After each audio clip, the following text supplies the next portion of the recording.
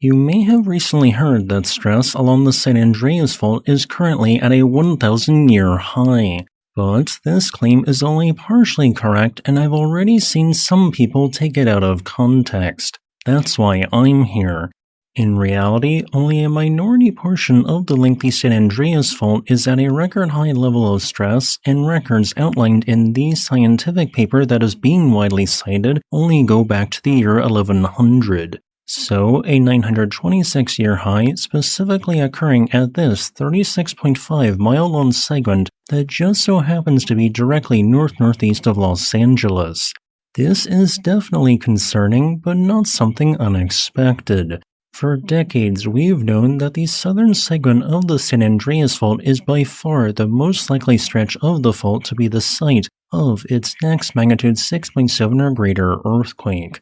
After all, the northern segment generally produces a large earthquake about once every 190 years, and the last such major quake there was in 1906, while the southern segment generally produces a major earthquake about once every 145 years, and its last major quake was in 1857, 169 years ago.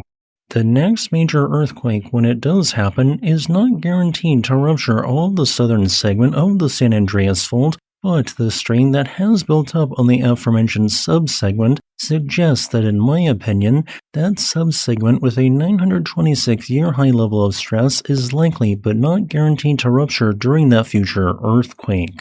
Or in other words, be the site of intense ground motion due to a major earthquake at some future date.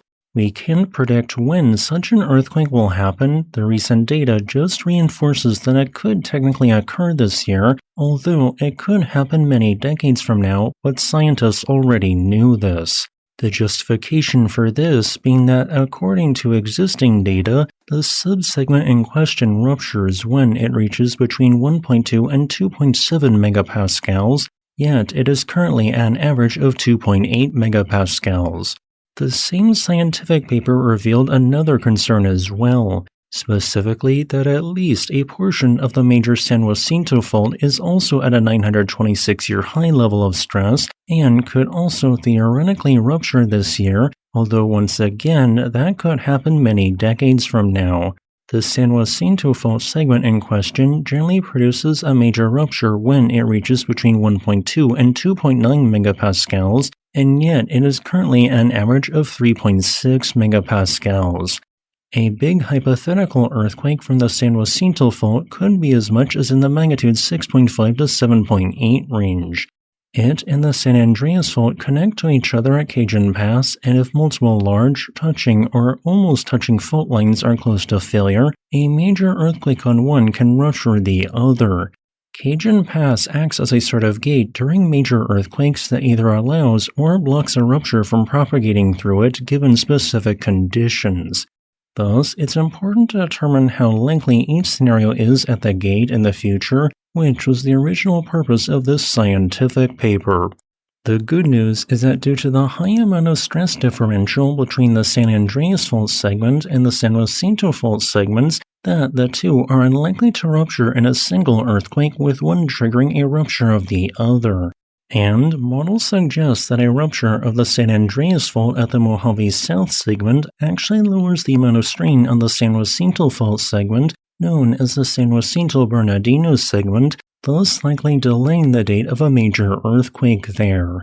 However, a major earthquake on just the San Jacinto Fault actually increases the strain on a subsegment of the San Andreas Fault, meaning that a major earthquake from the San Jacinto Fault could, but is not guaranteed to trigger a major earthquake from the San Andreas Fault if it was already near failure.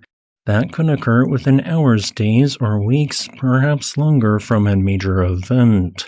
In my opinion, the aforementioned data seems to only suggest that there wouldn't be a simultaneous rupture if this were to happen, although there is no guarantee that one event would trigger the other.